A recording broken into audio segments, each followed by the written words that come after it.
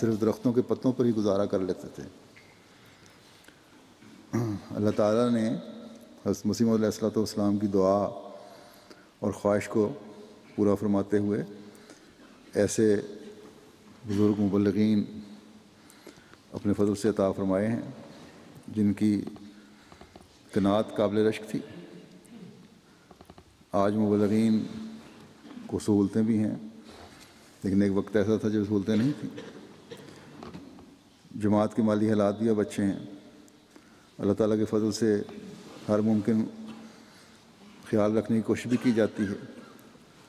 وہ بعض جگہ اب بھی تنگیوں اور مشکلات کا سامنا ہے، لیکن جب دین کے لیے ہر قسم کی قربانی کے لیے اپنے آپ کو پیش کر دیا تو پھر ان مشکلات کی کوئی اہمیت نہیں ہوتی اور نہ ہونی چاہیے۔ آج اللہ تعالیٰ کے فضل سے روبا اور قادیان کے علاوہ دنیا کے بعض مغربی ممالک میں بھی، مثلا UK میں، جرمنی میں، کینیڈا میں جامعہ قائم ہیں۔ اور جیسا کہ میں نے کہا کہ کینیڈا کے جامعہ سے اس سال مربیان کی پہلی کھیپ فارغ ہو رہی ہے جو میدان عمل میں آئیں گے انشاءاللہ۔ اسی طرح انڈونیشیا اور افریقہ کے بعض ممالک میں بھی جامعہ احمدیہ قائم ہے۔ جہاں تک افریقہ اور انڈونیشیا وغیرہ کے جامعات کا تعلق ہے، وہ تو وہیں کے رہنے والے طلباء ہیں جو وہیں عموماً تعینات بھی ہوتے ہیں، اپنے ملکوں کے حالات میں گزارا کرنے والے ہیں۔ لیکن مغربی ممالک میں جو طلباء اب میدان عمل میں آ رہے ہیں اور انشاءاللہ آئیں گے، انہیں یاد رکھنا چاہیے کہ بحیثیت وقف زندگی انہیں جہاں بھی بھیجا جائے انہوں نے تعمیل کرنی ہے اور جانا چاہیے۔ یہی وقف کی روح ہے، اور ضروری نہیں ہے کہ ان کو یورپ میں لگایا جائے۔ یہاں رہنے والے ہو سکتا ہے کہ اگر افریقہ میں بھیجا جائیں تو افریقہ کے سخت موسم سے پریشان ہو جائیں، لیکن جب اللہ تعالیٰ کی خاطر وقف کر دیا تو پھر سختی کے لیے تیار رہنا چاہیے۔ جیسا کہ میں نے کہا،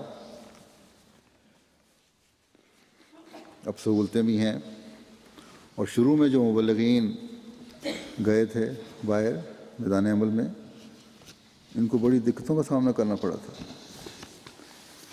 ان کے مبلغین کے بعض واقعات میں نے لیے ہیں تاکہ آپ کو احساس ہو کہ کس طرح کی قربانی دیتے رہے اور کن حالات میں وہ گزارا کرتے رہے ہیں۔ ہمارے ایک مبلغ تھے حضرت سید شاہ محمد صاحب، انہوں نے اپنا واقعہ بیان کیا ہے کہ میں متواتر 18 سال انڈونیشیا میں کام کرتا رہا، اور اللہ کے فضل سے میں نے کبھی کسی کے آگے دستے سوال دراز نہیں کیا، اپنا پورا وقار رکھا۔ بہت معمولی الاؤنس پر گزارا ہوتا تھا کہ مشکل سے شاید 2 وقت کی روٹی چلتی ہو۔ اپنی ہر حاجت کے لیے اپنے رب کا دروازہ کھٹکھٹاتا رہا اور وہ میری حاجت روائی کرتا رہا۔ جب 18 سال بعد کہتے ہیں میری واپسی ہوئی تو میں بڑا خوش تھا۔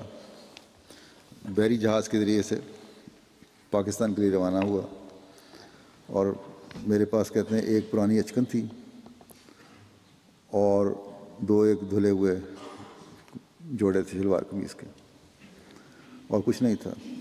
کہتے ہیں راستے میں سفر کر رہا تھا بحری جہاز پہ، ہوائی جہاز کو تصور ہی نہیں تھا اس وقت۔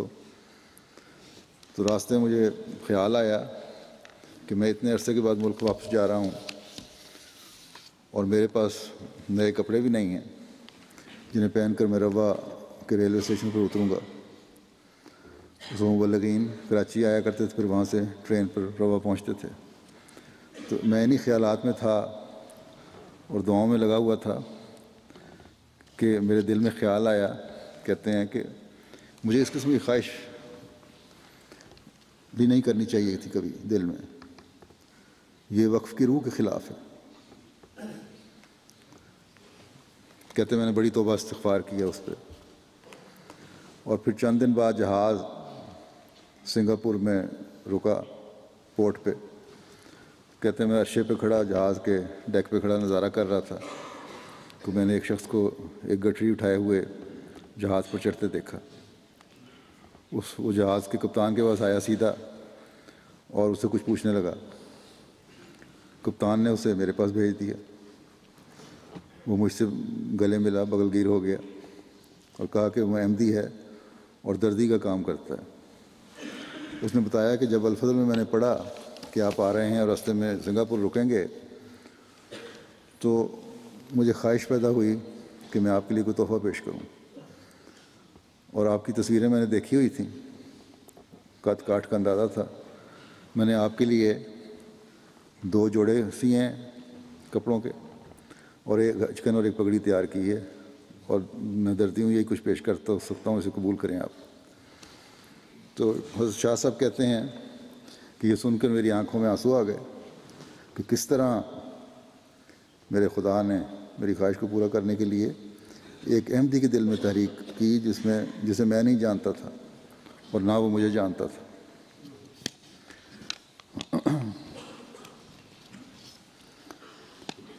تو فرماتے ہیں، مبلغین کو نصیحت کرتے ہوئے فرماتے ہیں مربیان کو کہ اگر مبلغ صرف آستانہ الہی پر جھکا رہے اور کسی کے سامنے دست سوال دراز نہ کرے تو اللہ تعالیٰ غیب سے اس کے لیے سامان مہیا کر دیتا ہے.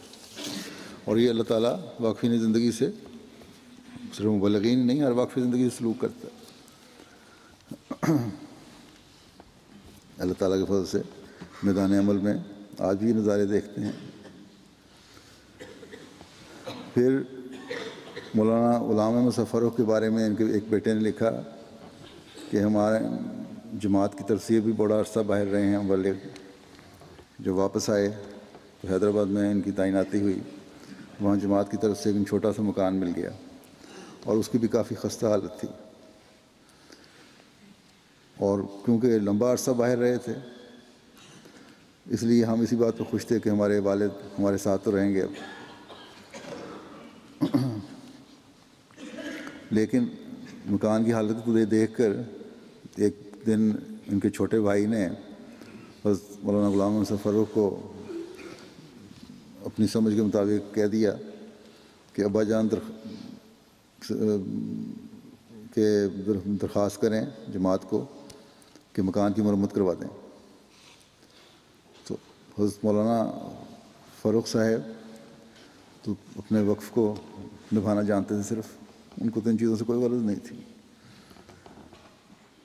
انہوں نے بڑی محبت سے سارے بہن بھائیوں کو پاس بٹھایا اور بڑی طریقے سے، بڑی حکمت سے، بڑی دانائی سے واقفین زندگی کے گزر اوقات میں سادگی اور بود و باش میں عاجزی اور انکساری کو پیش کیا. انہوں نے یہ فرمایا کہ ہر خواہش کو دبانا اور ہر مطالبے سے اجتناب برتنا بھی وقف زندگی کا نصب العین ہے، اور میری دلی تمنا ہے کہ تم سب میرا سہارا بنو. بچوں کو یہ نصیحت کی. قدم پر زندگی کی تلخیوں کو قبول کر کے اللہ تعالیٰ کو خوش کرو. پھر ایک دفعہ انہوں نے مولانا غلام احمد فاروق صاحب نے ان کے بیٹے ہی کہتے ہیں کہ ایک دفعہ ہمارے پاس آئے، فوج میں میجر تھے، ریٹائر ہوئے تھے، اس وقت فوج میں تھے.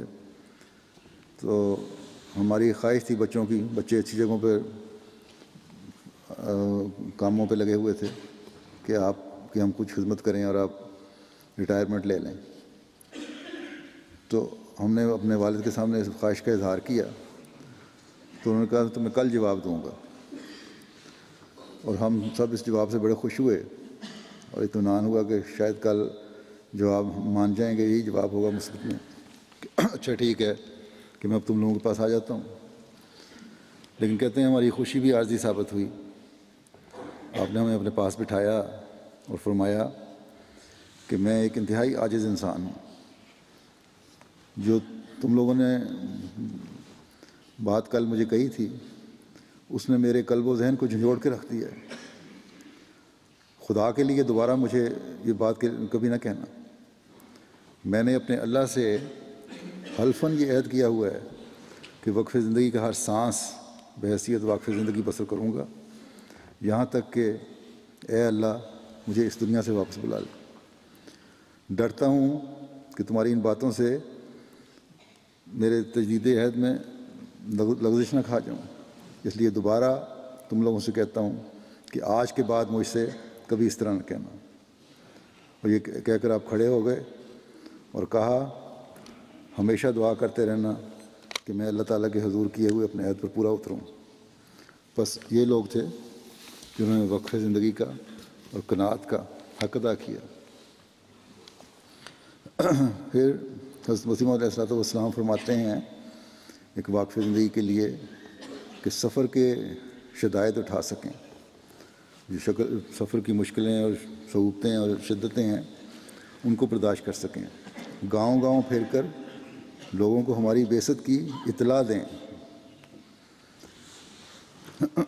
افریقہ میں جو شروع میں ہمارے مبلغین گئے ہیں، اور ہندوستان میں بھی جو مبلغین تبلیغ کرتے تھے، وہ سفر کی شدت برداشت کیا کرتے تھے، سفر کی سہولتیں تو تھی نہیں، اور زیادہ راہ بھی اتنا نہیں ہوتا تھا کہ جو سہولتیں میسر ہیں ان سے گزارا کر سکیں، ان کو استعمال کر سکیں، پیسے نہیں اتنے ہوتے تھے۔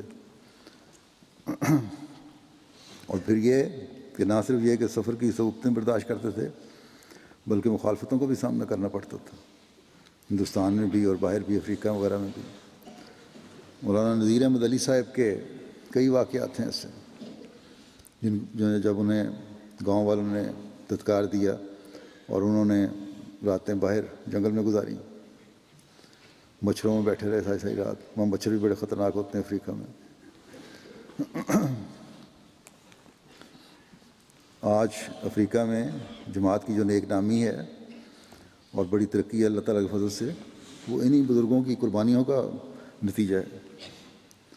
اس کا ایک واقعہ بیان کرتا ہوں۔ مولانا محمد صدیق صاحب امرتسری لکھتے ہیں کہ وہ خود بھی ایک دفعہ ساتھ تھے جب گئے ہیں مولوی نذیر احمد علی صاحب کے ساتھ، کہ جنگ عظیم دوم کے دوران 1940 میں ایک دفعہ